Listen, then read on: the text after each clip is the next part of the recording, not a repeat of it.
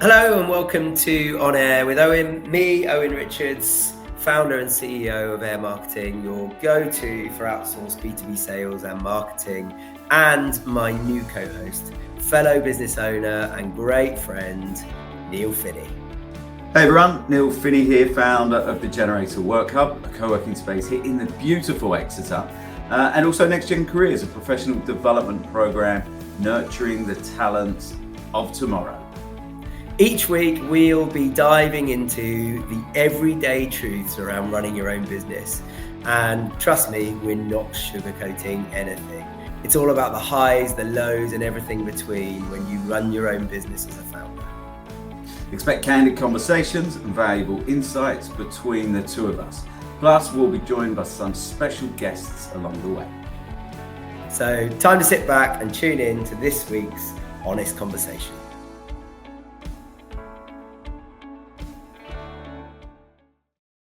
Hey guys, welcome to another episode of On Air. Joined by the fabulous Neil Finnie once again. How are you, Neil? Lovely. I'm not really feeling like that.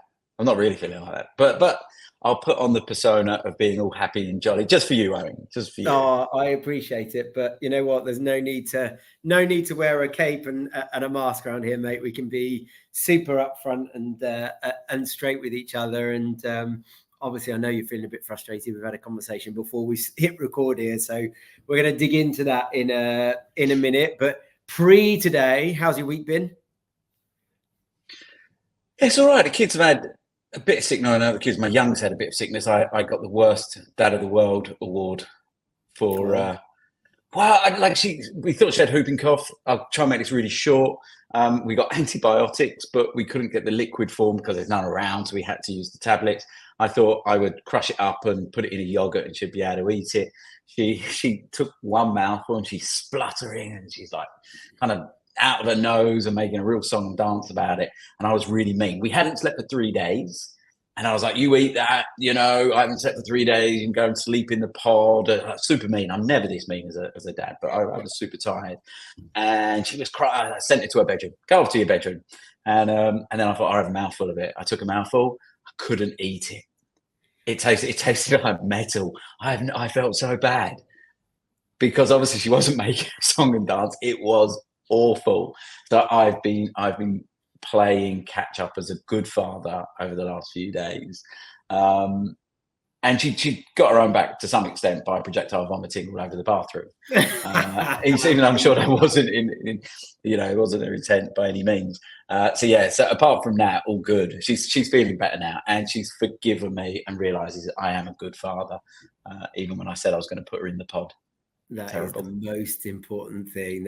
Just to confirm, the pod is a small outbuilding at the bottom of your garden rather than like a coffin-shaped small thing that she's... Yes, it sounds like something you're getting like an American prison drama. I'll just save your bacon. We put our kids in the pod, never to be seen again. But yeah, no, it was one of those things. But it's interesting because like they're brilliant kids, they really are, and I think it was just tiredness, and I wanted her to be better. And I thought, do you lead with the carrot or the stick? And I went with the stick. Terrible. Not literally a stick again. There was no stick. But that's a terrible way to be, and I very much learnt my lesson. So she has forgiven me. She had 2 eclairs, a goo pot, and all the other treats that come with that being a bit of an idiot. Yeah. So that's probably karma for the rest of my week. So my week there you go. And we will dig into that today. So off the back of our fun conversation earlier today about the dramas that you've had, we're going to dig into some stuff that happens in business that you cannot forecast, that you cannot expect, and how you adjust to that. It happens to all of us, right? We're running through. We've got a plan, we've got a budget, we've got a forecast. We think everything's going to go somewhere near that plan. And then inevitably something happens that you just can't anticipate. And you have to adjust and adapt and deal with it. Sometimes those are really positive things. And sometimes those are absolutely not positive. And we've both had a couple of things over the last week, haven't we, where you think, oh shit, that is not good. How are we going to adapt? So, well, I'll let you go first. Tell us what's happened. Yeah, well, look, as you know, I have a couple of properties. We have, the co-work space where I'm at the moment. If everyone wants to come down to the Generator, come and have a coffee, always more than welcome. But then we bought another property in Exeter, an old listed building, and that was my first mistake. Never buy listed buildings. And we bought it, 2019. And obviously listed buildings, we know work needs to be done on them for the upkeep and everything else. It costs money. And we'd had enough experience with maintaining other buildings that we kind of know roughly what things cost until the pandemic hits and cost of living and everything goes through the roof. But we budget stuff. And for the last 12 months, we've had issues with the roof, something around the chimneys, and we knew there was an issue there. But where the building's situated, it's really difficult to do any exploratory work because we're in the middle of the city centre and you can't get up there. So the only way that we were ever going to find out what work needed to be done on the roof and around the chimneys was to get scaffolding up. And the scaffolding cost just to get it up, and the first time it was about 7k to get up. And it's chunky for scaffolding, but it's difficult. We understand it's difficult to get to. The second problem is we have our neighbouring property have been supportive in terms of allowing us to go over their property, but want it done in the right way, which I completely get. I think sometimes I can be a bit on the fly. And when people want legalities and paperwork, I'm like, look, do we need to do that? Well, in all honesty, yes, I get it. So, well within their rights. And they expected us to be, I think we'd agreed like 2 months to have the scaffolding up, because the scaffolding should have gone up beginning of April, and that gave us April, May. But we've had delay after delay. The weather's been awful. The scaffolders were a nightmare at communicating. They didn't put the scaffolding up in the right way, so we had to get them back. Their bloody van broke down. Then the roofer that we've got again, he's great, but he's back when, and it's like, well, that delays us. And it's just delay after delay after delay until all of a sudden we're at the 2 months of our period of having the scaffolding up with our adjoining property, and they're then pushing, why is the scaffolding not down? I was like, well, we haven't even started the work yet. And it's like, well, I tried to communicate and I didn't hear anything back. So I thought, okay, they're not answering. That's fine. I'll speak to the roofer and then get back to them. But then they chased me like, we haven't heard from you since you said you're going to get back to us, which again is my fault for not communicating as I said I would, but they hadn't responded to my first email. So then we've also got the tenants in the building that want it fixed, but they have sensitive, I guess, tenants themselves that come into the space that need some peace and quiet. And obviously our roofer isn't the quietest of individuals, and the work he's doing is also quite noisy. So they're saying, well, he can't do the work at this. So I've got the tenants that need the work done, but also understand that they need some quiet. So we can't get the work done. We've got the people with the scaffolders saying you need your scaffolding down so we can do our work. And it's just like, this is a nightmare. This is a nightmare. Because we haven't even got the work done, and we only spent initial 7k to get the scaffolding up, and the works are going to be another probably 7 to 10,000. But then what we might have to do is we might have to take all the scaffolding down without the works being completed, go through the legal system of applying to get the scaffolding back up, and then put the scaffolding back up. So the cost is going to be like another 7k, it's 14k for the scaffolding to what? Like really? Probably, it's going to, right? Once it's fixed. So there's more damage that's happening with the weather that we've been having, this inclement weather. So, the cost might be another 10k. So that's 30k. It might be loss of rent. That's 35k. So we're getting up towards 40,000. And it's a nightmare. I didn't plan for this. I thought, well, a bit of scaffolding going up, we can fix the chimney. And it's not just the cost, it's the bandwidth, because I'd love it if I could just go on the scaffolding and fix the roof, because I can control that. But I'm relying on the scaffolders. I'm relying on the roofer. I'm relying on when the tenants are going to be in the room. I'm relying on our neighbours being patient. I'm relying on so many other people. And that brings in so many, I guess, uncertainties around stuff. And uncertainties tend to cost money. Yeah. Uncertainty never comes for free. Yes, it's just been one of those one of those days today where it's like, I want it done. I don't want the scaffolding up. I want it down. I want it fixed. We're paying to get it fixed, but I just need everyone to do what they said they were going to do on the time that they were going to do it, and then we can just get it done. And you know, the thing that's like maybe not said out loud there is, in the meantime, you're trying to run a business. So you're trying to run a business, and all of a sudden you are project manager for roofer scaffolding. Your relationship management time with your tenant increases, whereas you might have the odd interaction every so often. All of a sudden you're speaking every day. You're having to update. You're having to manage their expectations. To your point of bandwidth is then, well, actually there's 20% of my week gone just managing this one issue that doesn't have any material impact on moving the business forwards. It just keeps us standing still, gets us back to where we would have been to save us going backwards. That's frustrating, right? Oh, massively. It's like you're saying, there's other things in the business that we should be doing, but I can't focus on, because then it's also, you know, tomorrow I'm going on site. I'm going to have to speak to the roofer. I'm going to have to try and get my head around what he's doing and what he needs to do, and the timeframes that might incur, because he's not necessarily looking at the timeframes, and it's just trying to understand that, and it's the bandwidth that comes with it, you know, and and that's as I said, that's a time cost in itself, because I'm not focusing on Career Habit Pro, I'm not focusing on Corkscrew or Next Gen, or, you know, the other elements of the generator, and you're constantly playing catch up. Yeah, it's funny, isn't it? So I guess to stick with theme, the topic here is, you know, you cannot plan for everything. You cannot plan for every eventuality. And I think when you are running a business, when you start a financial year with a plan, with a budget, whatever it is, you kind of have to build in this contingency.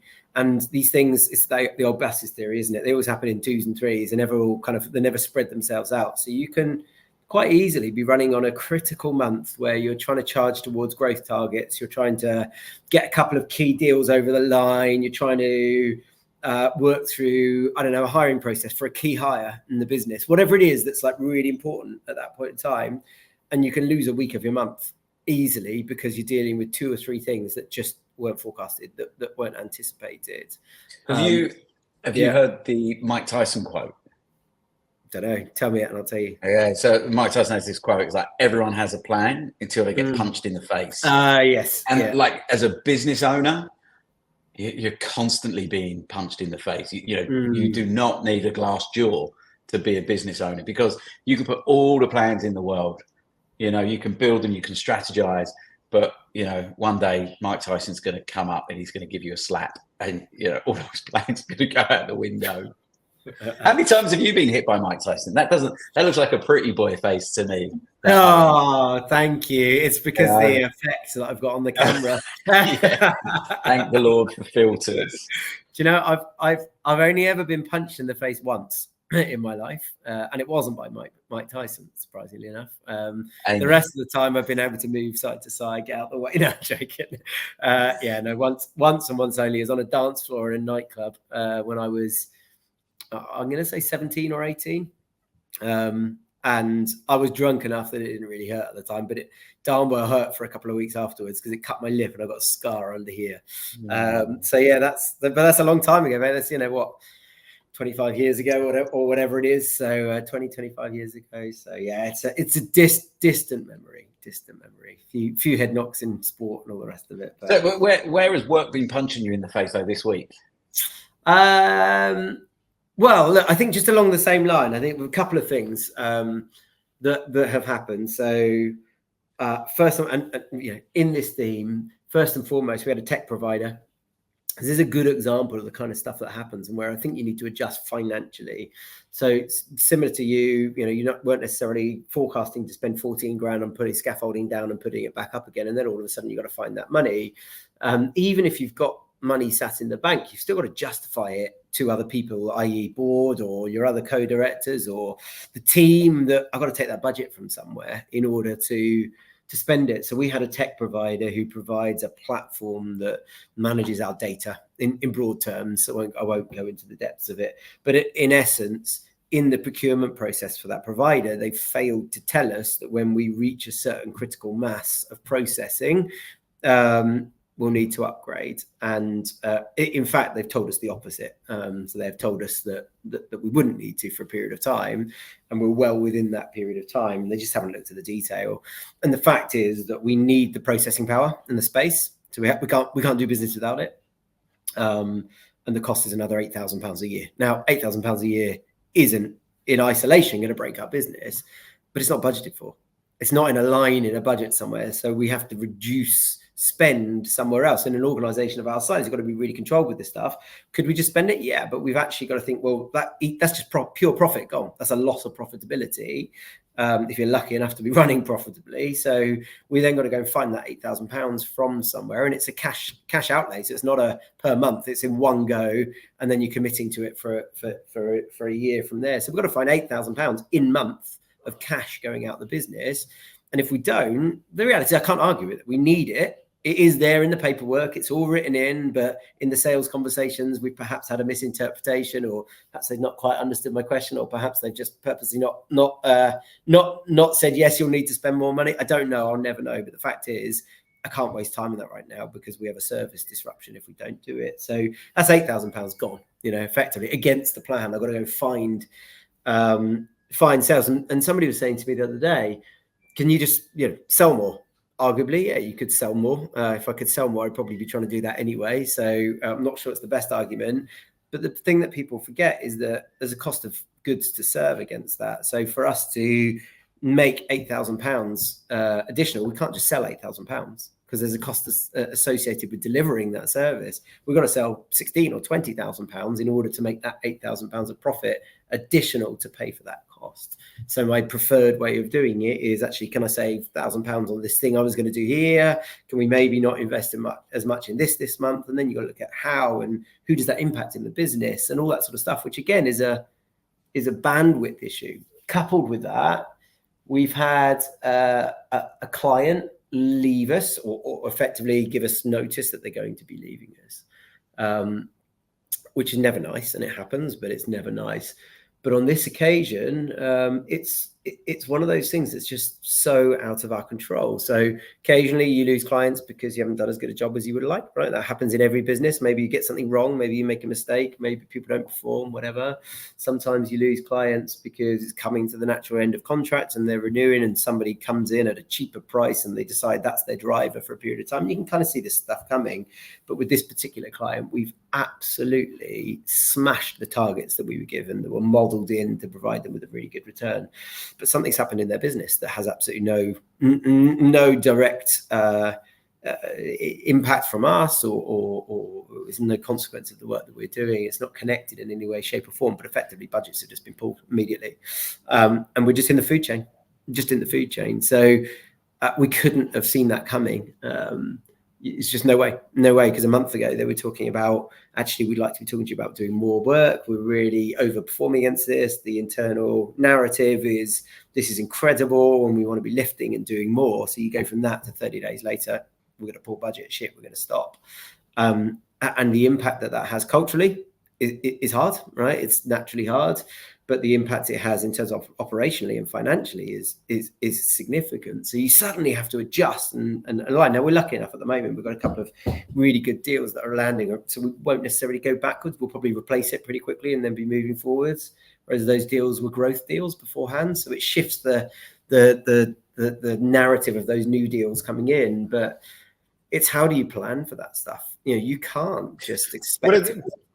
But that's the question, like how do you plan? I know from our side, the one thing that we always do is, like, we are conservative, again, when we're looking at our overheads, especially with the spaces. Yeah. When we're looking at our, our projected costs over a 12-month period, we build buffers in there, left, right, and centre, because we probably about 10% that we build into it, because we know there's going to be unforeseen costs at some point.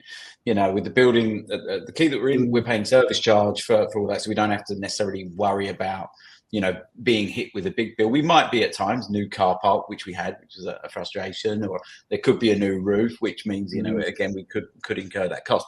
But owning the building ourselves is like, we have to make sure that we're budgeting in that, because again, the relationship we have with the tenant is slightly different. But we're super conservative about about that and building that buffer. So when we do have to pay, 40K that was unexpected, there's the money there, and it's not going to cripple us completely. It's going to be frustrating at the end of the year. But at least that we know we'll survive as a business. Do you build in similar kind of buffers? Do you have a percentage that you use? How conservative are you? Obviously, you're running multiple cash flow projections, I'm sure. But how do you build it into the business? Yeah, and you're right. We do exactly the same. So I think there's a couple of theories that we have. We run sales at a modest projection, so we try and project under what we're likely to hit, for a couple of reasons, not significantly, but project a number we think we can hit, and then if we overperform, everyone feels positive, versus projecting a number that's everything has to go right for, and then at some point in the year people start to feel demotivated. And at the other end, same thing. If something's going to cost us £4,800 a month, let's budget £5,000 a month, and then those incremental over budgets kind of turn into an additional surplus that we've got access to on an ongoing basis. And it's like, if we think we're going to do ad hoc, entertaining staff, events, or ad hoc travel, we'll build a budget in every single month, knowing that we're not going to use it every month, and that just goes into a kitty for a rainy day. So yeah, you're right. It's take that, and I think that's good practice anyway, because if your budget works, if you take that approach, then you've got good business, right? If it doesn't, if everything has to go right for you to be profitable, then you probably need to think about business model in the first place. So yeah, that's a similar sort of approach to the one that we take. What hurts though is when you get a lift on the bottom line in terms of cost at the same time as a reduction of income, and you get those two things at the same time, and it's a rubbish week. And that's the reality of running a business. Again, it's the Mike Tyson punch, isn't it? Equally, you can go the other way. Sometimes you get a good week where something comes in that you weren't expecting, fast sales cycle, quick decision, income you haven't projected, and it lifts you. Or a current client says, actually, we're doing really well, we want to buy more. There's no sales cycle, there's no cost of acquisition, whatever. And maybe you reduce your costs somehow, or you don't have to spend money that you thought you would. How do you deal with it personally? Because that's a separate thing as well. Yes, you can do all the right things in terms of the business in building those buffers and everything else. But there's also that, as I was talking about, I think it's less about the money for me and more about that frustration of, I think those that are entrepreneurial, that have their own businesses, you like that control of things. You can pull your own levers. On the flip side, when there's partners you're working with or providers you're working with, and they're maybe not doing what you would expect, and that's costing you money as well, how do you deal with that emotional side? Are you quite stoic? Yeah, I think so. I think, it's like anything. You have to accept that life isn't perfect. And I think in business, emotion has a place, but probably not in those sorts of conversations. You've got to be fairly matter of fact and fairly straight to the line. And I think if you expect from suppliers or partners or whatever it is perfection, then you probably got to hold the mirror up and look at yourself, because chances are you're not perfect for your clients all of the time either. So I like to think we are. Clearly, Anne. Sorry. Of course, absolutely. Yeah, absolutely. Particularly when you put your kids in a pod. Luckily, they're not paying clients. Oh dear. So yeah, I think it's not let the emotions get in the way. I think it's okay to feel those emotions and to acknowledge them and to process them, but I don't think they ever add value to a business discussion around that. I think expressing the fact that you're frustrated is fair.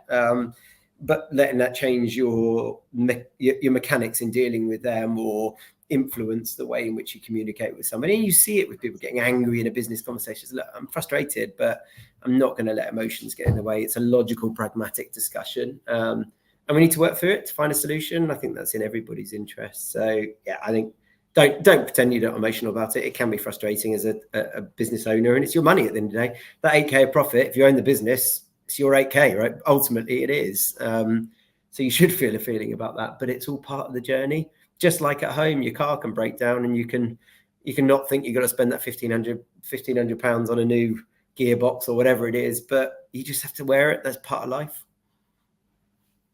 Yeah, I think I'm saying I'm quite lucky in a way, and I think having a business, you have to be. I can leave it at work as well. I can go home and it won't itch away at me. It's not going to be scratching there and taking up the bandwidth at home, which is quite nice, because I think otherwise it becomes a real issue. If you're losing sleep over it, and it's never great. And I think maybe it's because we're in a fortunate position where, okay, it's going to cost, but it's not going to cost the business. I'm sure when you're closer to maybe having a bigger detrimental impact on your organization, I think I'll probably start losing some sleep. Even through COVID, when everything was going on, I could still sleep. So again, I think I'm quite pragmatic and I guess I could always get back on the tools. You can always, that's it. You always do it yourself. You can go back to your building days and fix that roof yourself, mate. I guess it would definitely leak after that. It would definitely leak. It would definitely leak after that if I. It depends on the stage of your business as well and the health of your business, right? So there are times, if your business is in good shape, you had a good year, you've got some cash in the bank, an $8,000 bill, a $14,000 bill, whatever it is, it's all relative to the size of your business. You might be able to wear that and carry on. It's absolutely fine. And yes, it's an adjustment. And yes, you didn't budget for it, but it's not going to make or break something. And equally, there might be times and people out there who are, struggling to pay the wages at the end of the month and who are really running cash tight. And I think, my second point to your question around the budgeting is it's always important that you run a cash flow forecast as well as a budget, because you and I both know there's a difference between I invoice that and therefore it's sold and it's sitting on my P&L and I got the money in the bank or I haven't got the money in the bank. And that can be a pretty I don't know, like a volatile way of looking at the business if you're only looking at it through the lens of P&L I've invoiced or somebody sent me an invoice on an accrual basis versus cash. I've got this big chunky bill going out, which of course doesn't sit on my P&L because it's my VAT bill or it's my PAYE or whatever it is, and all of a sudden something's not factored in and you've got a day coming up in 3 days time where you got less than £0 in your bank account, which, oh dear, how do I deal with that? And it's really important to run that cash flow piece alongside. Do you do that? Have you got some kind of eye or forecast around cash? Yes. Massively. Cash is king at the end of the day. So it's something that we keep a really, really, really kind of keen eye on. And I think I think from Jim and I and Joe and I, who are the co-founders in both the businesses, with a similar mindset. We want to have our eyes on it. We want to know where it is, where it's coming. Until it's in the bank, I never tend to include it. Maybe we can talk about organizations unpaid and going into administration and what you do in those circumstances, and because again, these things always happen. So I never look at that sales forecast and be like, it looks good at the end of the year. So what's in my bank? Am I looking at the end of the year?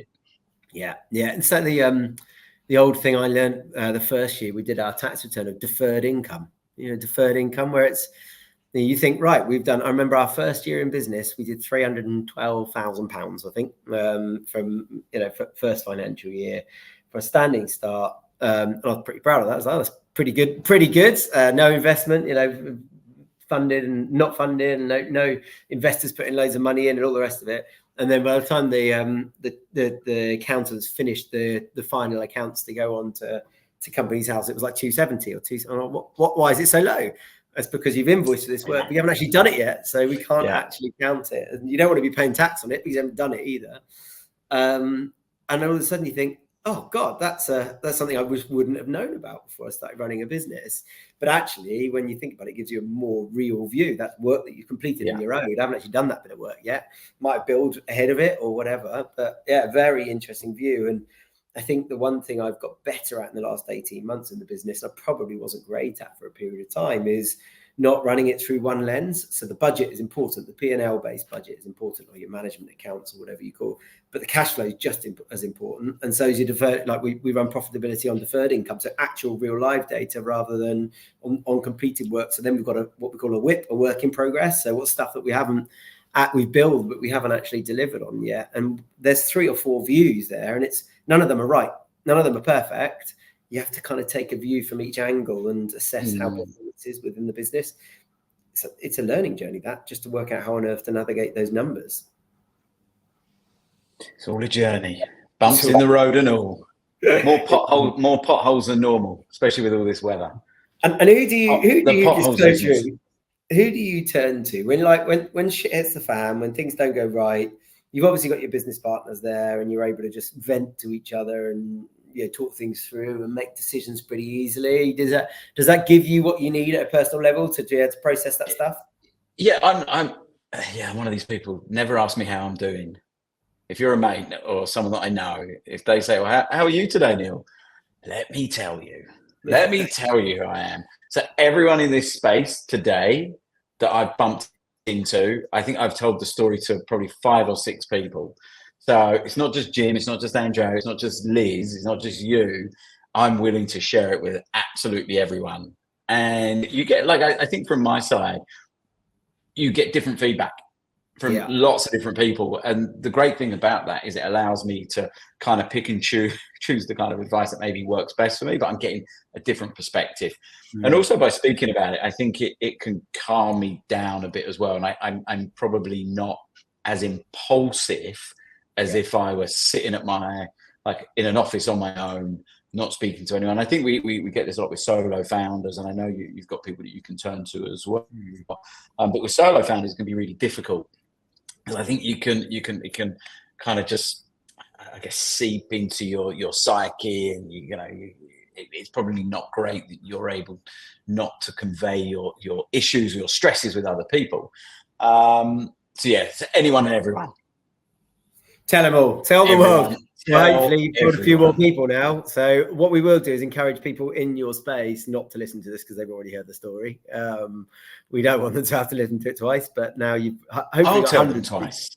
Yeah, fingers crossed. And they can give me more advice. So from your perspective, that emotion, let me fire that question back at you. So the emotional process, and obviously let's put this into perspective, right? That £14,000 is a pain in the arse, and it's not what you want to be doing, but it's not going to break your business, right? You're not sitting there worried about the business going out of business because, but it's just it's a pain, right? And it's not a small amount, right? And even people with lots of money will look at £14,000. It's a lot of money, right? It's a lot of money. So for you emotionally, it sounds like you deal with it reasonably well. You got people around you.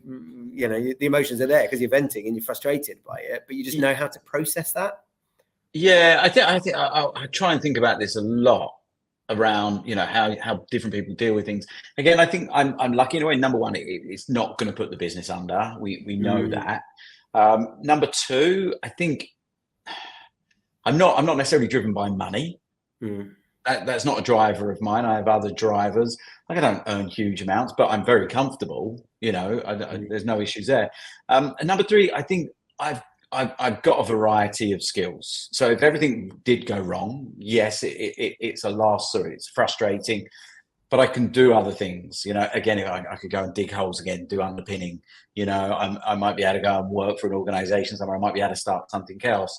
So at the end of the day, I'm not going to, it's just business at the end of the day. And I think I learned this from my mum. My mum was great at not getting upset about the small stuff.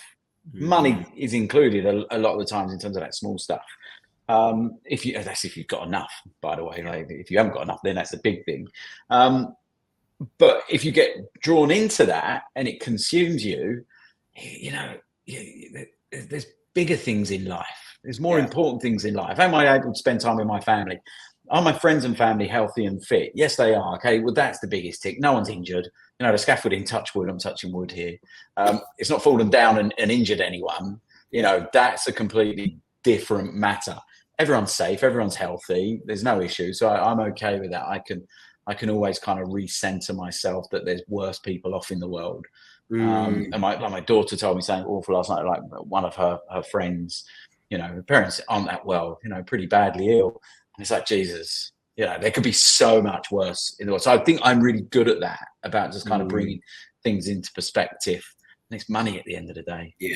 It's a hassle and it's a bit of bandwidth, but it's an annoyance. I can chat to people. If I've said it 3 or 4 times, I then clear it. Done. Yeah. Yeah, there's a lot to be said for that. And if we leave people with a piece of advice today, it's that, isn't it? Like, learn how to process it. You can't get rid of the emotions. You cannot get rid of the emotions. Learn how to use your logic. Get a methodology in place, whatever you want to call it, just to process it, deal with it, vent to who you need to vent, but run the business. Run the business, make a logical based decision on how you adapt to it and deal with it when this stuff happens. And it might be something we can think about another time as well. It's that thing of, again, just being willing to let go of money. Because I think it's a thing that I found difficult at the beginning. It's like, well, I'm owed that money, so I should be paid it, and I've got to have it. Sometimes it's just about, actually, I'm not going to fight it. That money's gone. Yes, it's owed to me. And I think it's a similar thing as being able to let go of money at points. Did you have like a particular incident that maybe started that? Because it sounds like you've kind of evolved into that mentality. Is that a gradual thing, or have you had one or two things that have happened where you've had to tell yourself that and then you become more used to it? No, I think it's definitely been an evolution. It was years ago. There was under Corkscrew, we used someone that provided host families for us, and we paid them money for host families, and she basically ran off with about 10K of money that we'd paid to host families that she'd never given to them. We tried to work with her. She said it was stolen from her from a bank account when she was in Turkey or something along those lines. But she didn't do enough as far as we were concerned to try and rectify the situation. We eventually went through the small claims court to get that money back. And I fought tooth and nail to try and get that money back. We won in court. She didn't turn up. She was instructed to pay that money back. She started paying like £60 a month. For me, it was just the kind of concept that she was paying the principal. That's it. The principal, she was paying that money back to us. And then she stopped paying it after a couple of months. We got the bailiffs in, but the bailiffs turned up and there was nothing that she owned at her house. So there was no way to claim any money back. And that was an extra cost. So I think we'd paid out maybe, it was £1,000 of costs to go through that process to try and get that money back. But the time and effort and bandwidth that went into it was a far bigger cost than that. And we didn't get anything away. And the distraction. And I spoke to a lot of people and they're like, realistically, for that kind of money, just forget about it. It's gone. Don't spend your time, your effort, and take your eye off what you could be doing at your business. Because if you focus on the business, you'll make more than that back anyway. In you actually kind of focusing on the things you're meant to be focusing on. And we had a couple of similar things like that. And it's just like, do you know what? Let's just let a lot of it go. It's not worth it. And you'll look through your debtors and everything else. You're like, right, let that one go. We're not it's funny, isn't it? Because it's not right, and it's that kind of societal issue that encourages people to do the wrong thing because they know the consequence is limited and they know it's going to be hard for somebody to take. So if the amount is not significant, then actually you could just shrug your shoulders and move on. But I think you've got to be selfish in these situations, and actually letting go is the selfish thing. And I think it's counterintuitive, but letting go of it, the amount of time and energy and effort and cost risk for you to go and chase that versus what you could do with that time to go and make the money a different way. Sometimes you just have to let karma do its thing. You just have to let it go. Hopefully what this doesn't mean is anyone that's like I guess a payer that pays us money, don't listen to this and think, I'm not going to pay Neil. He won't he will hunt you down. All of a sudden, right? Yeah, I go after everything and everyone. Every penny. Every penny. So anyone at the generator that's listening to this, if you're listening to this, it doesn't mean you don't have to pay. I will be finding you. Letter book is bigger and bigger and bigger and bigger and bigger. Neil said he won't chase anyone. Neil will chase you. That's a verbal contract. It's recorded. It's a verbal contract. Chloe, take this out. Take this out, Chloe. I want this edited. But yeah, no, I think it's just one of those things. It's not everyone. We will go after some people, but some of the times you just have to let it go, and that took me a while to understand. You got to fight your battles. You got to pick your battles. Going back to Mike Tyson, I'd never pick on Mike Tyson, but don't go after everything because it can just kind of drive you mad. For every one person that is prepared to do that and can still sleep at night, there's 100 that actually would look at that and would go, fight tooth and nail to make sure they give you that money back, even if it's later, but they won't sleep at night until they've done it. And that's the thing I've learned over the years is that people that are prepared to do that, they are the exception. I think just leading on from that, I think the thing that I always look for personally is communication. If you're struggling to pay an invoice or you're struggling to pay, communicate. And I think that's what frustrates me more than anything else is those debtors that don't communicate and they just leave it there and kind of ignore it. And I know it can be really difficult to talk about if your business is doing badly or you can't afford to pay. But from our side, in any business I've ever had, it's always been like, communicate with us. We'll find a plan. We'll work something out for both parties. But I think it's something that a lot of people feel uncomfortable talking about if they're doing badly or they can't pay something, so they tend just to put their head in it, sand, which makes things which makes things even worse. It's like have open conversations. You know, it goes right back to the beginning in terms of we're not going to get angry, we're not going to be shouting. This is business. Let's keep it pragmatic. Let's keep it focused on the business, and let's figure out a solution that works for both parties. Yeah, and I get it. Again, it's emotional. It's pride. It's shame. It's all those sorts of things. It's status and reputation that people are worried about. But these are vanity metrics, and what's important is that, like you say, if you're communicating, I can help you. If you're not, then I assume your intent is poor, and therefore, that's where it can get difficult. Now, I think it's some really interesting topics there, and I think for people that haven't run a business, maybe there's some stuff in there they wouldn't have thought about. They're likely to come up against at some point. They kind of can learn from our experiences there. If there are people that are running businesses already, then I suspect they've seen many things that are akin to the things we've talked about. Thank you so much for your input once again. We'll see you next week for our next conversation. Hopefully you have a better week, and we've sorted that scaffolding situation by this time next week. It's already better. I already feel better. Oh, thank you, Alan. That was you. Talking with me does, mate. Well done. Therapy. Just send me your bill. I won't pay it because I know you're not going to chase it. Love it. Thank you, mate. Speak soon. Bye, buddy. See you later.